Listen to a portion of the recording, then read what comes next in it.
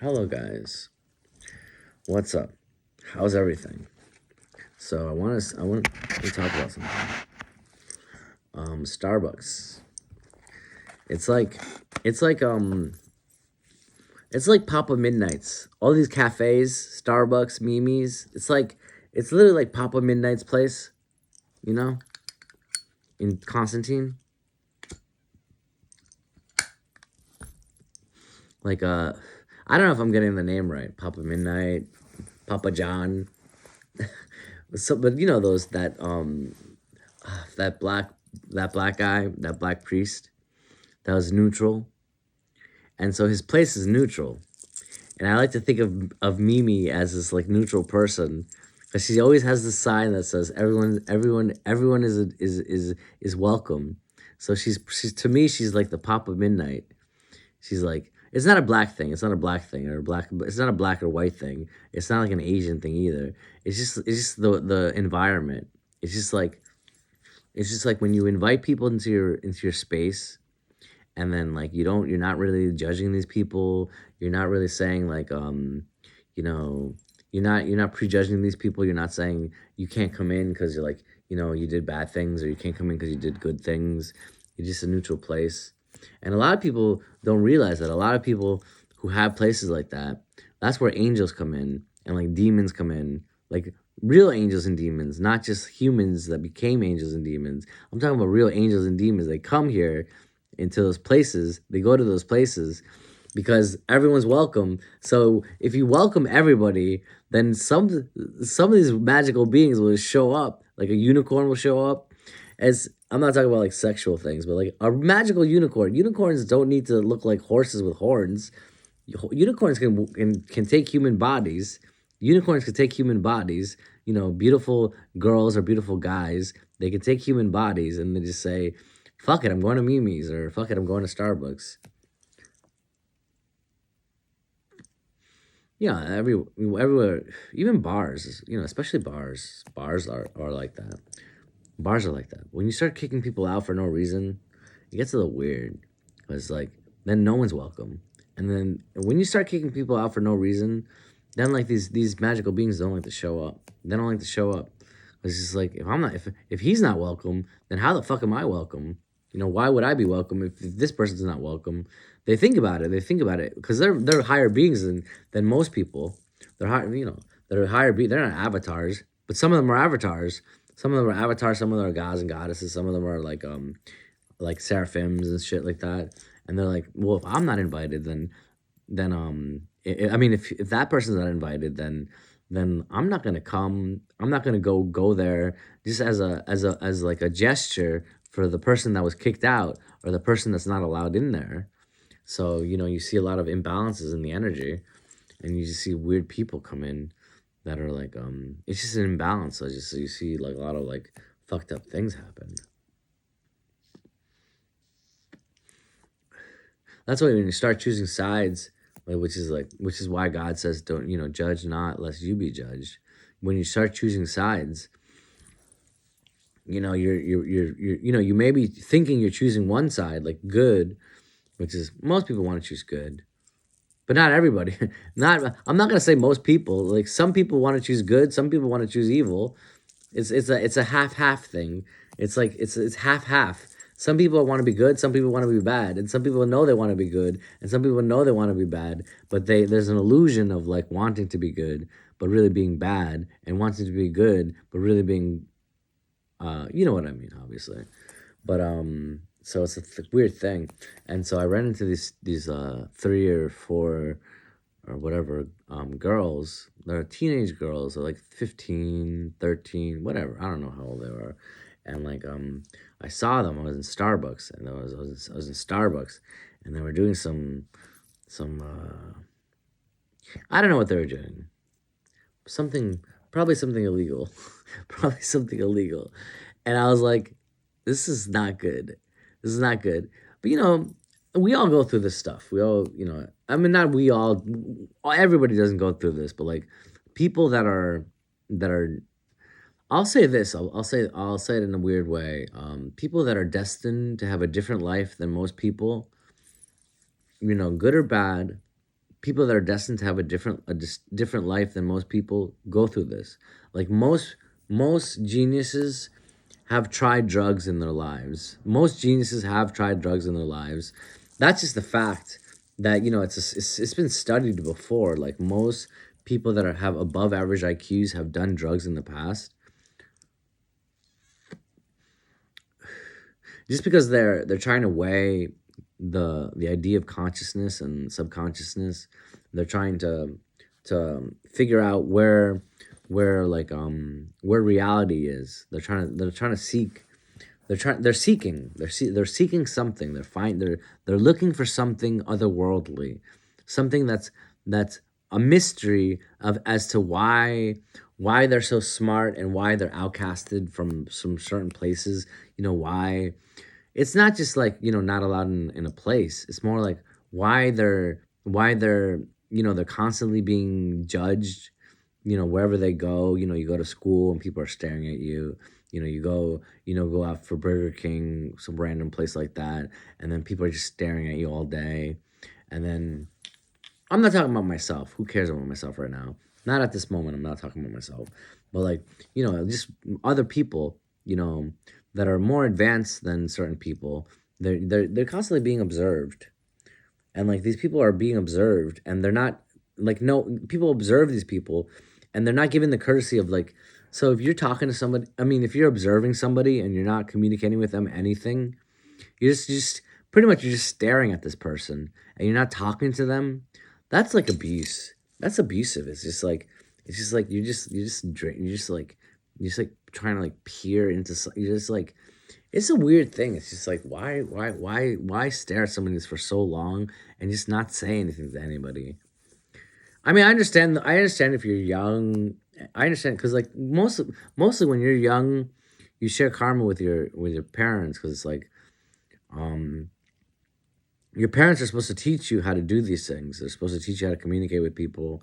They're supposed to teach you how not to stare, but like not just that, but like how to say like you know if you have a daughter or a son, whatever reciprocal. Like if your mom teaches your son, if you're a son, your mom will probably teach you. If you're like a straight male, just about girls and like and so will your dad of course, but she has like an intuitive nature about girls because she's a girl. And then if you're a girl like a girl daughter, if you're a daughter, then your dad will teach you about guys and like at least what he knows. And this is why they share the karma because they're limited to what they know. They can't teach you something they don't know. And then like of course like the daughters will learn from the mothers too. But it's just like it's an interesting thing. This is why sometimes not always the case, not always the case. It's just it's just a social construct for fathers to love their daughters more. It's a social construct. It's not always the case. And everyone all these social constructs are just interesting things. The dynamics that aren't really permanent. They're not permanent. They don't last forever. They're just they're an impermanent thing, and this is what the Buddha talks about how like everything is impermanent. Everything is impermanent, and when he was talking about everything is impermanent, he wasn't talking about himself because he's Vishnu, he's God. He wasn't talking about himself. Everything is impermanent, but he wasn't talking about himself. He was talking about other things that are impermanent. Everything is impermanent. He was talking about other people, other things, other animals, but he wasn't talking about himself.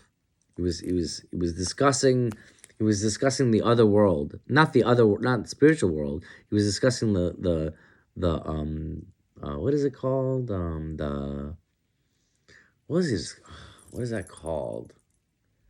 It's like it's the objects in the veil. He was discussing the objects in Maya, and so he's saying everything is impermanent there, and like so you can't really base anything. You can't base reality on these things because reality is not. This is not the nature of reality. So, anyways, going back to these girls, like I was wondering, I was hoping that, you know, that they're safe, that these girls are safe and doing things not unsafe things. Because I understand everyone does drugs at least once in a while, and like you just have to be safe. You have to you don't want to do heavy things. You don't want to do heavy drugs because it's like honestly like it's very dangerous because there are people who get addicted to these things.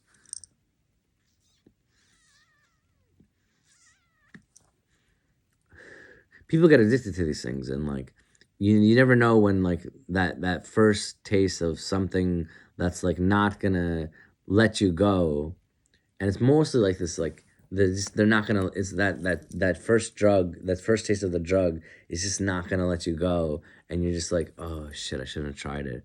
And it's just because it clicks on you. It's just like you're always wanting this thing now, and then so it's like, do you it's a temptation. Like I think I've tried like almost every drug except for acid and like meth. I don't think I'd ever try meth. That's a little harsh. It's a little harsh. But I wouldn't try it. I don't regret anything, but I wouldn't do these things again. I wouldn't do I wouldn't knowingly do these things again. I would find another way to do these things. I'd find something else to do. I'd find I'd find other means. You can travel in time through books, through music, through meditation. Oh wow, my pillow moved. Through other means like real, which is more powerful and they're more pure. Like all these things are more pure. Like I was reading a lot of books, and then like oh my god, oh my god, how cool is that? You guys got to see this. Check it out. Oh, there's a spider somewhere. I'll show you. So I was looking up the benefits of spiders in your room, and if I can find the spider, oh, where is it? I don't want to get too close to it because I don't want to bother it.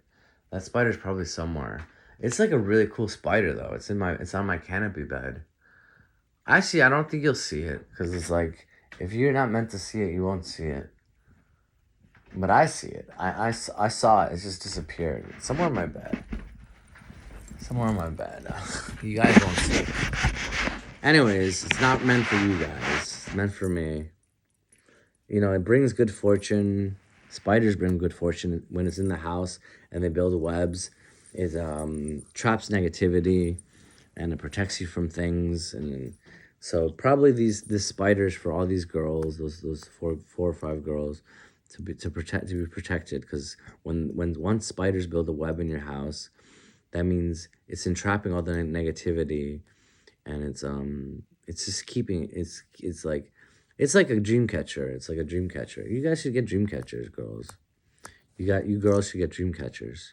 Because I know, honestly, people, the real reason why people do drugs is because a lot of people just stare at them. I saw these, not to, rat anybody out, but like I just saw these, like this group of people around these girls just staring at these girls. And I'm like, I understand, they're beautiful or whatever. It doesn't, whatever, but like, it's just staring at these people over and over again. It's just the jarring, how long can you stare at somebody and just until it's just like enough? Like, why don't you just go home, watch TV, watch a porn or something, or why don't just?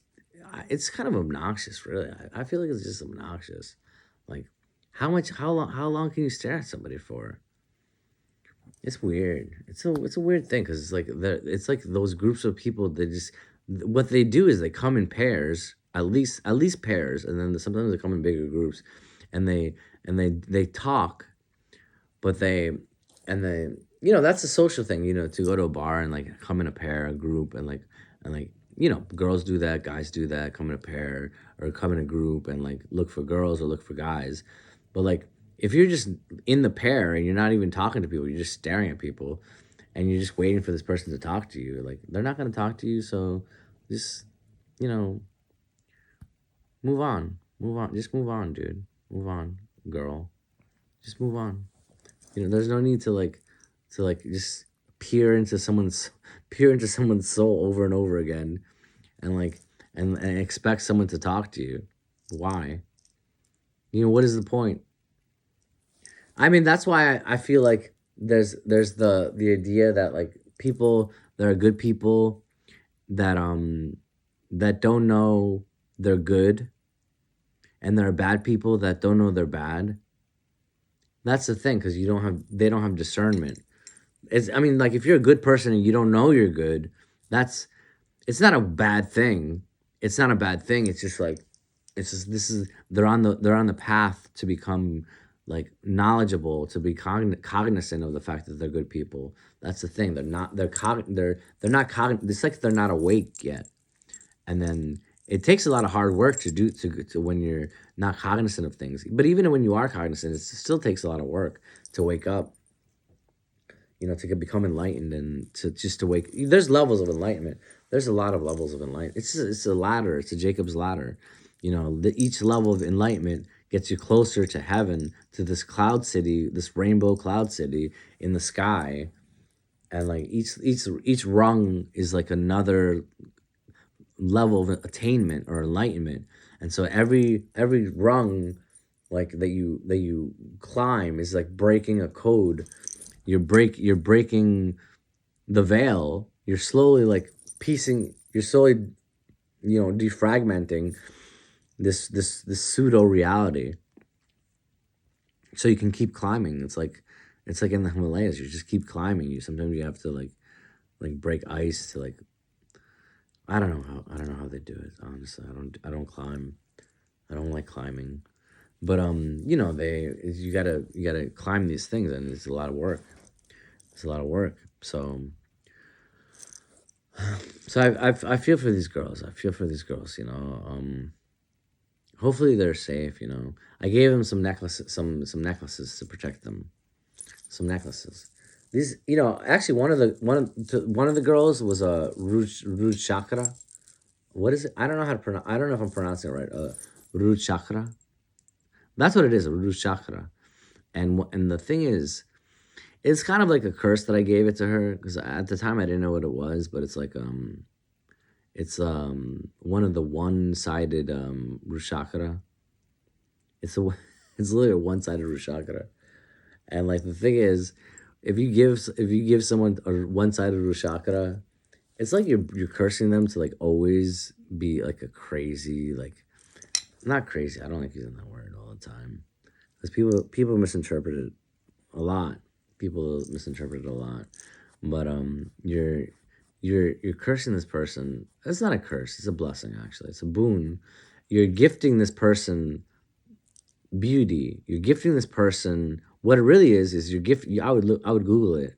You're gifting this person this, like, a path, a journey, and you're telling them, you're saying, like, this is where the path is. You're saying, you're brushing off the leaves from the ground and saying, look, there's a path here.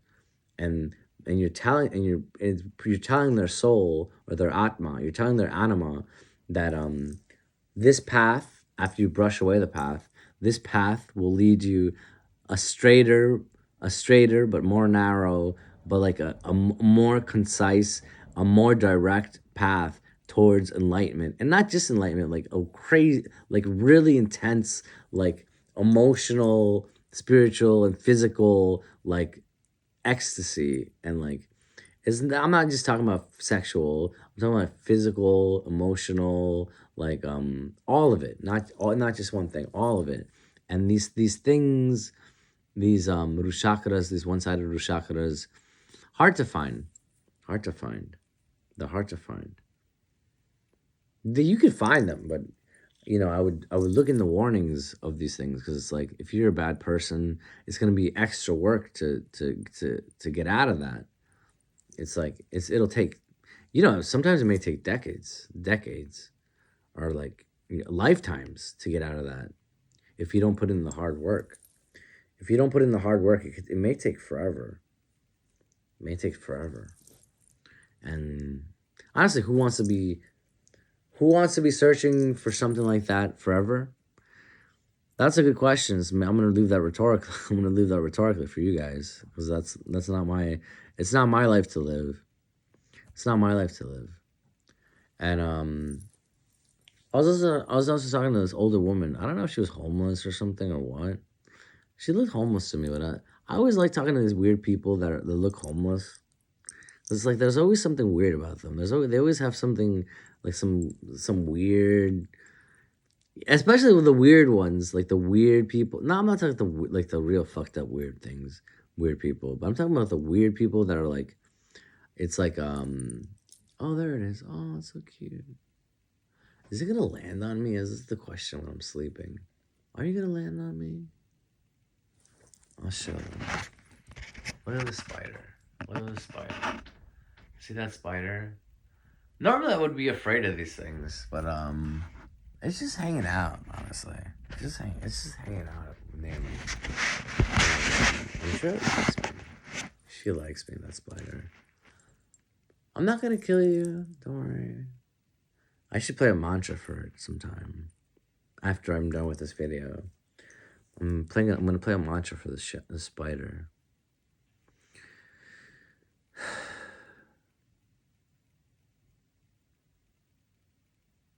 There's a lot of hackers around recently.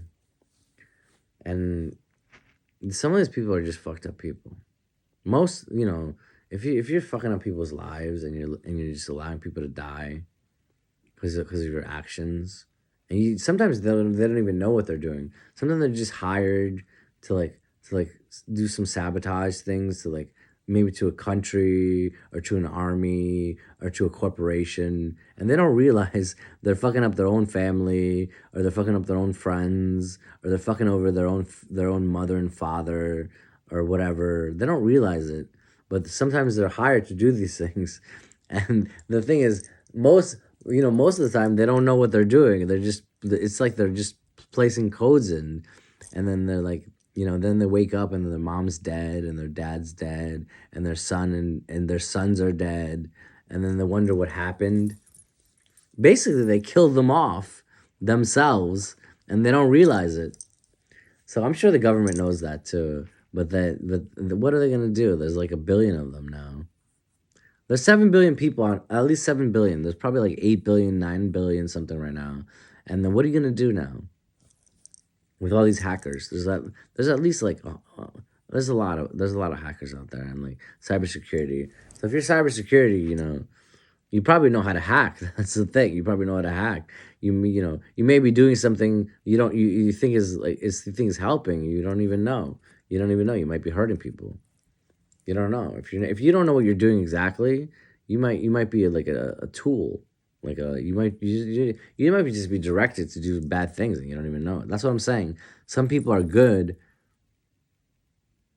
but they're doing bad things, and some people are bad, but they're doing good things, and they don't even know it. So that's why they say intention is a huge factor. That's what they say. First thoughts, then words, then actions. That's what they say that. That's what the Buddha says that. First your thoughts, then your words, then your actions. And that all manifests into something creative and something beautiful. But you never know you never know what's happening. You never really know what's happening until it's too late, until you're dead, and then you wake up somewhere and Yama's weighing, or Yama or Anubis is taking you to be weighed. Your heart weighed by a feather, by a white feather, and then your heart gets eaten by Mamet. You guys should read up on that if you're being fucked up. Just read up on it. It's not a pretty sight because everyone that goes through that and that gets their heart eaten out, you just destroyed, just swallowed. Unless it's because Mamet likes you, really like adores you, which is a rare case. Like if mostly Mamet just takes you out of existence. But if you're like a really good person, like if you're like the Dalai Lama and you finally stop and I'm sure his heart has been eaten by Mamet all the time because he's a good person. He's a good person, or God. Dalai Lama's Awalak Dasvada or whatever. But that's the thing. If you're a good person like that, or like Dharma Mitra, if you're like Dharma Mitra, the Dalai Lama, or like Satchidananda, or I don't know these other gurus, or maybe or like Sadhguru, then I'm sure Mamet has eaten your heart so many times while you still have the heart. That's the problem. Why you still have the heart? That's why sometimes these gurus suffer. These gurus suffer for no reason because Mehmet is literally eating their heart, and that she's tasting it, and she's like, "This is so good. I don't want to stop eating it." And she's like, oh, "This is so good. Why can't I stop eating this good person's heart? Because it tastes like honey or amrita. It's basically amrita to Mehmet, and so that's the crazy thing. So it's just like, what am I? So it's like either you're really good or you're just a bad person. Mehmet's eating your heart. You know, either way, you're getting kicked out of existence. But one's a really good method of one you're getting kicked out of samsara. The other you're just not existing anymore ever. So you guys choose your battles. Choose your battles. Choose your wars. You know, choose your fate. Choose your destiny. You know, choose your story. And honestly, it's fine for me. It's fine for me because a lot of people have too many egos, just running around them. You know, a lot of people have egos when I don't talk to them, and they still have egos when I don't talk to them. I'm like, if you wave at me, and then it's just, if you wave at me and I don't want to talk to you, that's fine. Maybe I just don't want to talk to you. Maybe I just don't never want to talk to you. So who cares? Just don't. Just maybe I don't like you. Maybe God doesn't like you. So that's all what is why is it my fault that God doesn't like you? Why is it my fault that I don't like you? It's not my fault. I just don't like you. I don't choose. Sometimes you don't choose who you like. That's the thing. Do you choose who you fall in love with? No. You don't choose who you fall in love with. You don't choose who you like. You don't choose your favorites. I mean, in essence, you can choose your favorites, but it would be a lie if you're going against what your heart really feels. It would be a lie. You don't choose who you like. You don't choose who you want to talk to. You don't choose these things. God chooses it for you. And like it's really not necessarily just God. It's your anima, it's your soul, it's your atma. And so basically your soul is really saying like, I don't want to talk to this person because like they're not on my vibration level. And like honestly, I don't need to talk to this person, but a lot of people just talk to them anyways. A lot of people just say like, "Oh, I don't want to be a bad person. I have to talk to somebody because I'm alone. I'm sitting alone. And I have to talk to somebody, don't I?" And no, you really don't. You really don't have to talk to anybody. You don't, I mean, but mostly people want to guilt trip you into saying like hi to you, or maybe saying like, "Hey, I just called you like 10 times. Want to talk?" And then they're supposedly your best friend, but they're fucking you over big time. Either they spread rumors behind your back while you're not there, or they're some girlfriend or boyfriend. They're cheating on you behind your back, but they want to call you when they want to call you, and they don't call you back when you need them. So it's like a imbalanced thing. That's why the feather and the heart are there. It's just like it's an imbalanced thing. That's why the feather is there, because like it's not commonplace for a feather to be lighter than a heart. It's not commonplace, but that's the way it is. It's just it's an uncommon thing.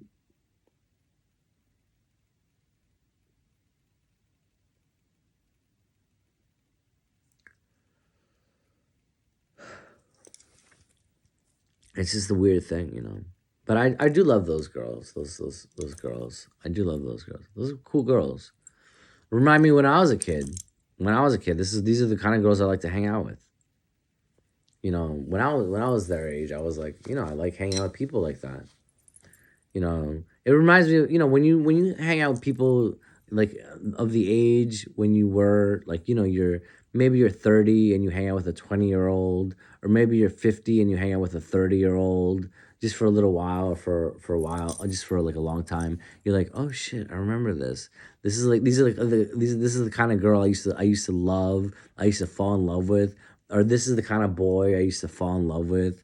Like these are the kind of boys I used to like hang out with all the time when I was like in college, or when I was like working like at a restaurant. Very rarely, of course. But there's cool people that work at restaurants too. Just look at Anthony Bourdain. The whole thing I think about Anthony Bourdain is he was too nice. He was too nice. he he he was a good guy. He was a really badass guy. But I feel like he felt he had to be nicer than he should have been, and then people walked all over him all of a sudden. He felt that he had to be nicer to these people that have nothing. So now that he had something, now that he has something, he feels like he owes them something, and that's not the case. It's never the case because no one made you. Your mom didn't make you. Your mom didn't make you. You know, first of all, you don't owe anything to your mom or dad. You don't owe anything to your mom or dad. It's your life.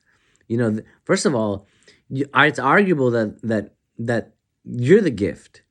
That you're the gift. That's actually what it says in the Bible. It says it's a gift from God, a child, and it also says in the Dhammapada that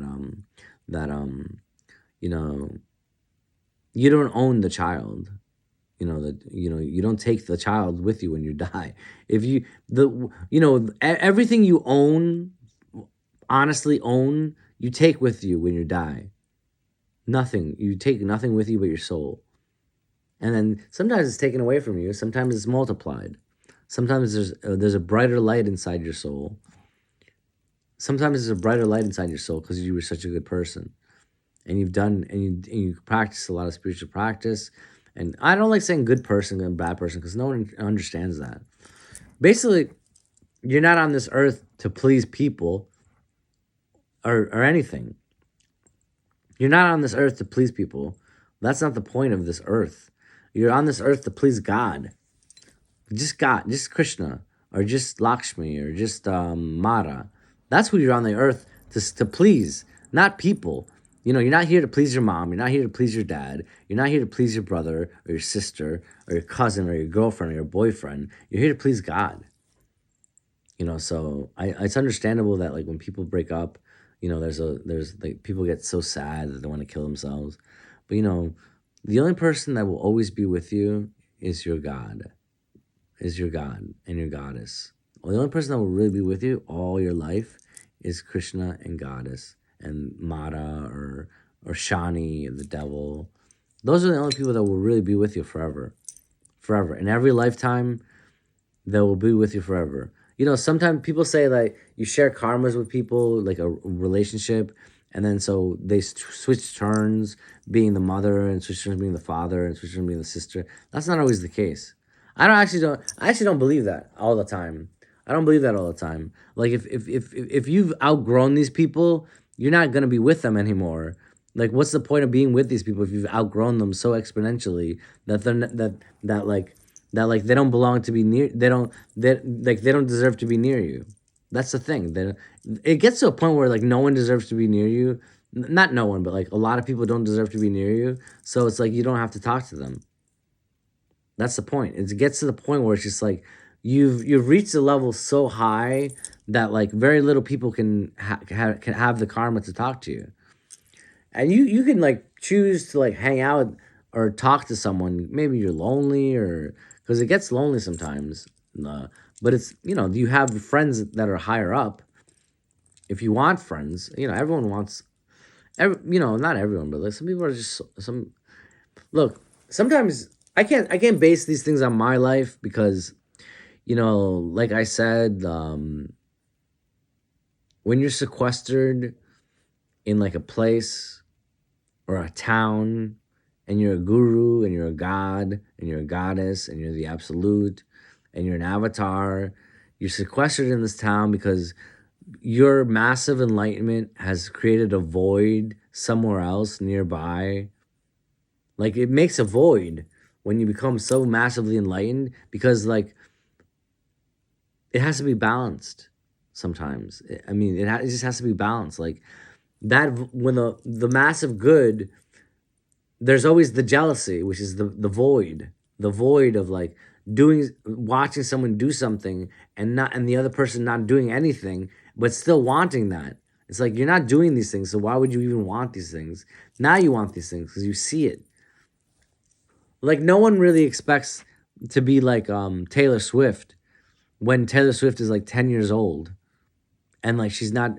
Well, I don't know how young she was when she started making music, but like no one really expects Taylor Swift to be. No one really expects to want to be like Taylor Swift, until she gets famous. And then everyone's like, "Oh, I want to be like Taylor Swift. I want to be like Taylor Swift. I want to write music about my boyfriend or girlfriend."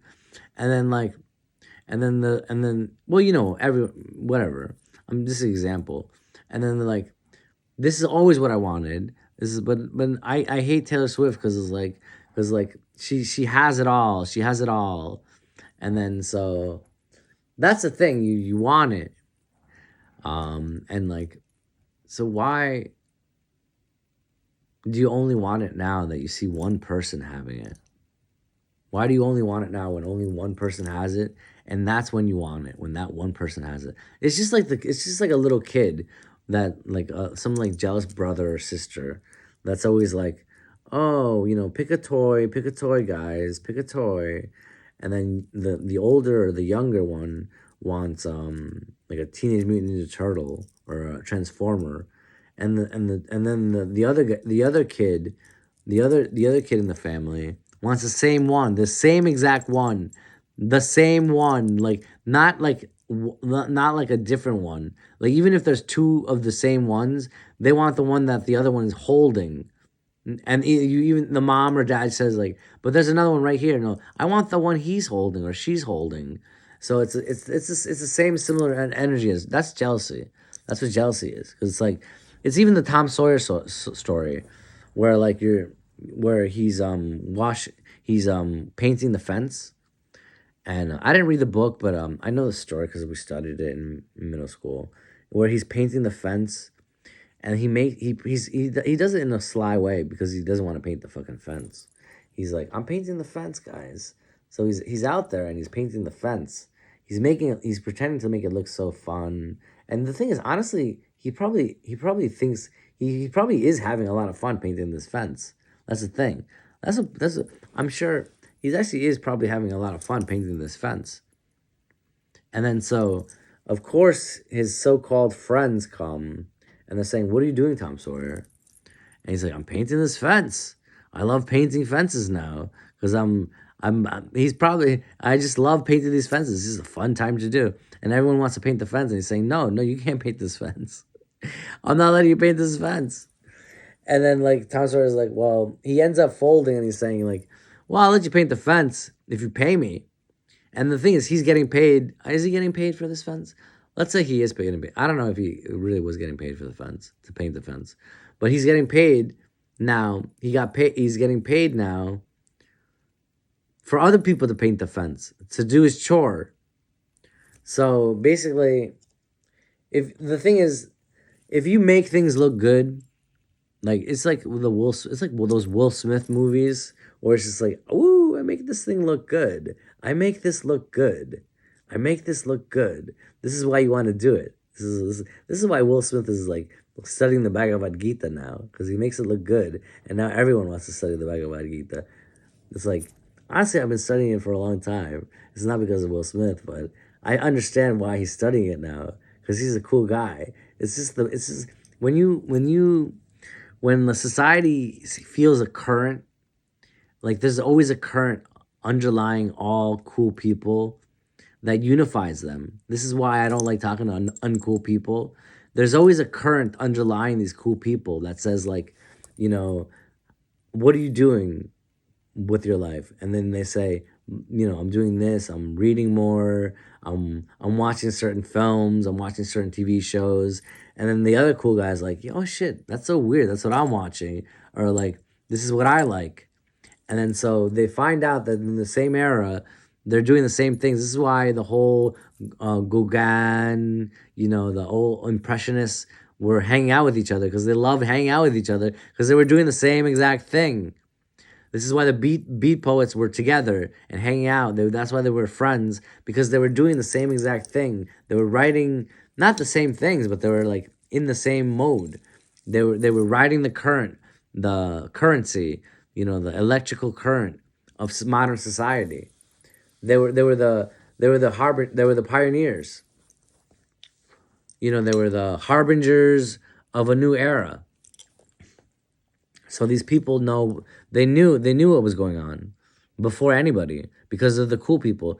And basically, when I say cool people, it's just like people that are prophets, that and like and like people that know the beat of the generations that are coming up to the fore.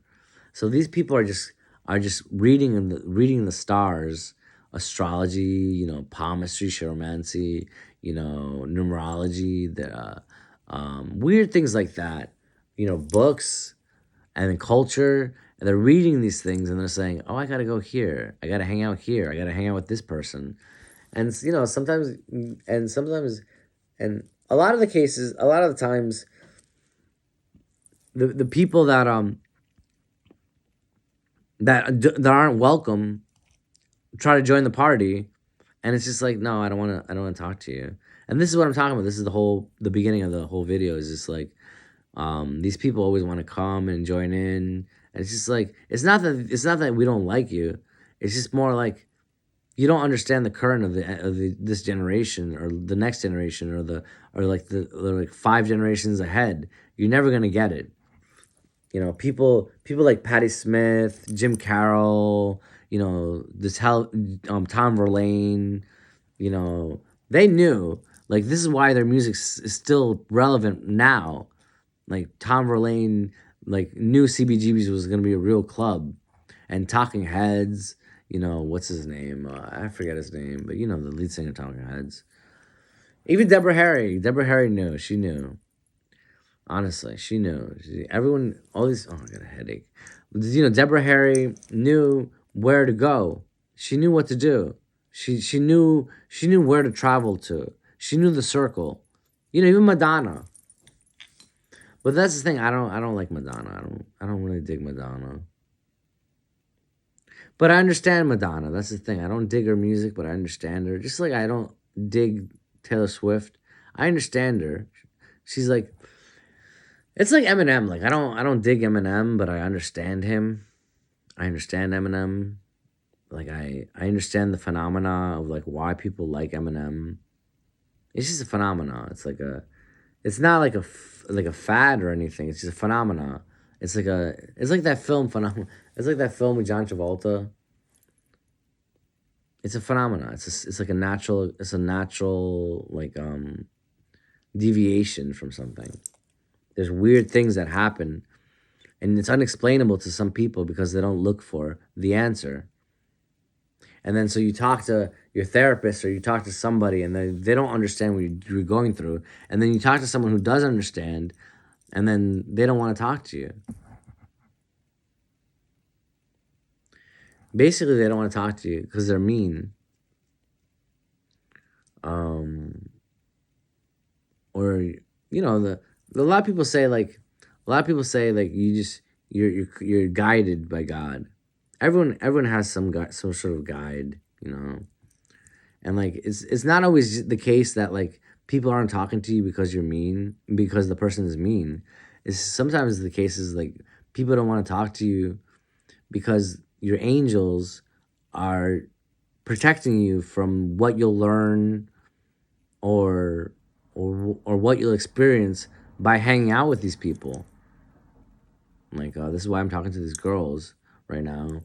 Like if you're talking to somebody like one of your friends and they're telling you to do drugs, think about it. Think about why they do that. Why are their friends telling you to do so many drugs? Why? Why? Are they trying to alienate you from your real goals, like from studying, from being an artist, from being musicians, from being like authors, from being fashion models, from being fashion designers? Are they trying to dissuade? Are they trying to scare you off a path that's your destiny? And maybe it becomes your destiny. So it's all very beautiful to you, but maybe that really wasn't the intentional the first intention for Krishna or for Mara or for Lakshmi. Maybe that wasn't the first intention for Shani, for you. But it just happens because you have free will, so you chose these things. But she'll make sure that you still get there. But you could have gotten there faster. Maybe not, because like sometimes these people have like retarded shanies. Retarded, that's like slow shanies. That's what it means, slow. I don't mean it's not intellectual disabilities. It means like slower shanies. Like you're in retrograde, or not retrograde. It's just retarded shani. Your shanies are slower. They're slower to bloom, and so it just, you just need to like mature like the right way. But sometimes people get in your path and they say like, you shouldn't be doing this. They guide you, and then so you have to be guided by people. Sometimes it's your teacher. Sometimes it's your mentor, the boys club, the boys and girls club, the brownies, the Boy Scouts. A lot of these people will guide you to do good things. There are good and bad people. There are really good and bad people around, and like people you don't want to, you guys don't want to, meet these people all the time. You don't want to meet these people. You don't want to, you don't want to constantly, there's good and bad people everywhere. That's the thing. Everywhere you go, there's gonna be a good and bad person. Like you can't go anywhere. You can't go anywhere without seeing a good and bad person. They're everywhere. Good and bad demons, but mostly, not mostly, but all demons are good. In the end, they're all good. Those demons, even those, especially the angels, obviously, but demons are all good. They have a purpose, and their job, they're put in a place to do a job to help you. Sometimes they're scaring you so you don't fuck up. They're scaring you. They're saying like, follow God, or we'll scare the shit out of you. And that's part of the reason why these demons exist. And also because God just loves these girls, these demons. God loves these demons. Why wouldn't God love a demon? I love demons. But anyways, I'm gonna stop talking about that stuff. I don't know. It's a weird thing. But you guys be safe. Everyone be safe. At least the ones I care about. I don't care about anybody else. Anyways, look at the spider. I wonder sometimes these spiders really, I wonder about these spiders. Because like they're in a room with you, all these insects are in the room with you, and they're absorbing all your energy, all the negative energy around you. And then so everyone wants to kill these things, like kill these cockroaches and kill these things. I understand if you're infested with cockroaches, because like people think it's normally people think it's like it's dirty, but they're the most clean insects in the world. These spiders, I mean these cockroaches. I understand if you want to kill them. I'm not saying don't kill them, but think about it before. Think about why you're doing it. At least think about why you do it. Because sometimes these cockroaches, these infestations turn into infestations of ants, and they eat all the cockroaches. So now there's ants, and then when the ants come, then there's infestations of spiders, and then the spiders come. So it's just like it's so weird, like and it's natural thing. It's like a natural evolution or a de-evolution according to your energies in the house, and then so it's like. What happens? What happens? That's the thing. It's just like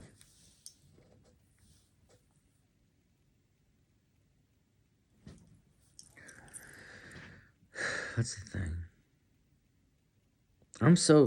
Anyway, my throat chakra's killing me. My throat chakra's killing me. That's the problem. I should go.